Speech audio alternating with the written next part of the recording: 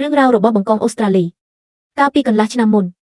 បង្កងអូស្ត្រាលី Australian Crayfish ដែលខ្ញុំបានចិញ្ចឹមបានបង្កើតកូនមកជាច្រើនរយធាតុក្នុងពេលតែមួយដែលវាធ្វើឲ្យខ្ញុំទទួលបានសេរីភាពក្នុងការមានបង្កងអូស្ត្រាលីយ៉ាងច្រើនត្រឹមតែមួយយប់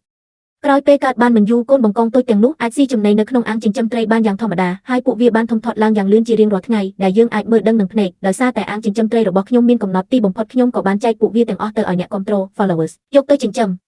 បន្ទាប់មកខ្ញុំក៏បានរកបង្កងឈ្មោះមួយក្បាលទៀតមកឲ្យបង្កងមេដើម្បីឲ្យពួកវាបន្តពូជទៀតរហូតទាល់តែអ្នកគ្រប់គ្រងរបស់ខ្ញុំទាំងអស់មានបង្កងចិញ្ចឹមគ្រប់គ្នាកន្លះឆ្នាំក្រោយមកថ្ងៃនេះនៅពេលដែលខ្ញុំមកមើលពួកវាវិញមិននឹកស្មានសោះថាបង្កងឈ្មោះស្រាប់តែញាប់បាត់ទៅហើយនៅក្នុងអាងមានស្លាកស្នាមនៃការវាយតប់គ្នាយ៉ាងច្បាស់ក្រឡែតវាហាក់ដូចជាមិនសមសោះព្រោះកាលពីមុនពួកវាទាំងពីរនៅជាមួយគ្នាដោយចុះសម្រុងគ្នាល្អណាស់ម្យ៉ាងវិញទៀតបង្កងមេនេះតែងតែកងពោះរបស់វាជាប់ជានិច្ចដូច្នេះវាច្បាស់ជាមានរឿងអ្វីមួយមិនខានទីបំផុតអាកំបាំងត្រូវបានលាតត្រដាងឲ្យបងប្អូនទាំងឡាយតាមពិតទៅគឺបង្កងមេពោះពោពងម្ដងទៀតសោះប្រហែលជាវាមានអារម្មណ៍ថាបង្កងឈ្មោះអាចបង្កការគំរាមកំហែងដល់ពងរបស់វាទើបវាដាច់ចិត្តសម្លាប់បង្កងឈ្មោះបែបនេះគួរឲ្យអាណិតបង្កងឪពុកណាស់មិនទាន់ទាំងបានឃើញមុខកូនរបស់ខ្លួនកើតមកផងក៏ត្រូវលាចាកលោកទៅបាត់ឯងទៅឲ្យបានសុខចុះខ្ញុំនឹងជួយមើលថែប្រពន្ធនិងកូនរបស់ឯងឲ្យបានល្អ